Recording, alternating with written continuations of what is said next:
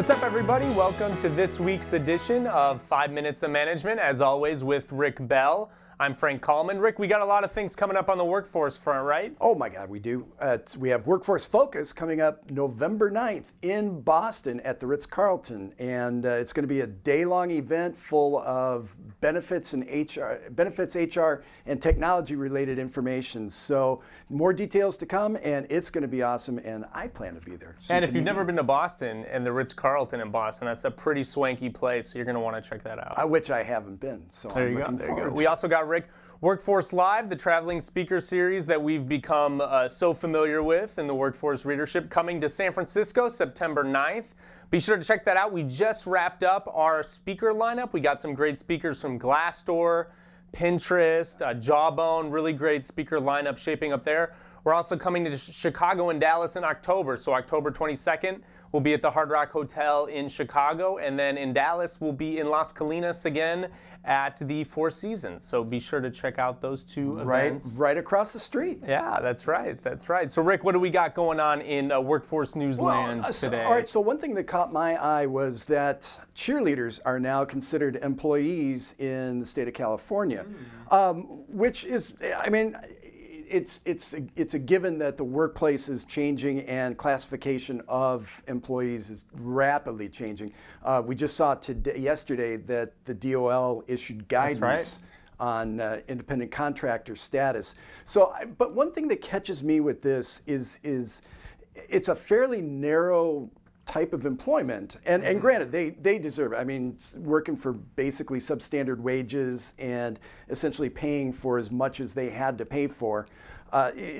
Granted, they should be considered employees, but so are we going to see this with every kind of group that, I don't know, delivery drivers and supermarket workers or whatever? You know what I mean? So it's just like, is every type of employment going to need this type of classification? So that's my big question about I think, the cheerleading case is pretty interesting because we're talking about a super minute subset of employees. I mean, we're talking about people that, if you're an NFL cheerleader, you're only going to work, 8 weeks a year because you're not traveling with the team necessarily. So that's 8 home games. Are you an employee? And I saw the DOJ definition yesterday, and I don't know if it clarified or just made it more confusing because the language they use is pretty legalese, and I think there's going to be a lot of room for interpretation in court. We'll have to wait and see what happens with Uber because, as we know, the California Labor Commission sort of,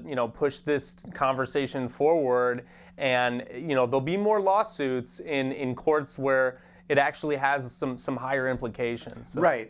And one form of guidance, and granted it's not legal, but one way to look at it is that if it walks like a duck, if it quacks like a duck, it probably is a duck. And the same can be applied to an employee. So it's like if it looks like an employee and smells like an employee, which, yeah, I smell, so there must be an employee.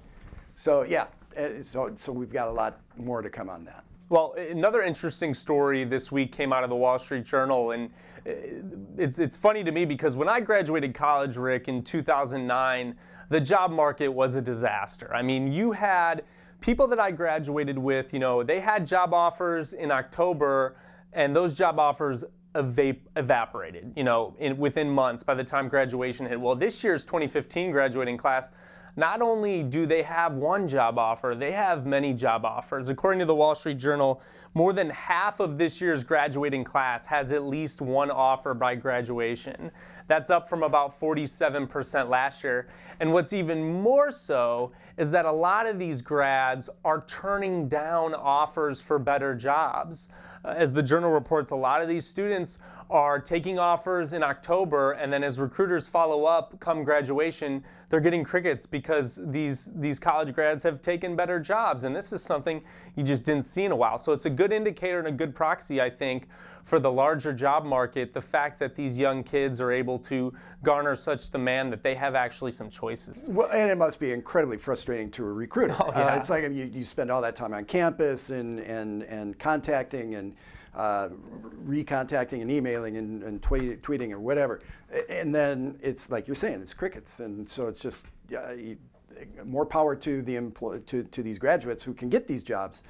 But yeah, for the recruiters, this just must be a nightmare. Exactly, exactly. Well, that's all we've got. You got anything else? Unless That's it, you man. didn't tell me about it? I have plenty, but I'm not telling you. Well, that's all we got for this week's edition of 5 Minutes of Management with Rick Bell. I'm Frank Kalman. Join us next week. Take care.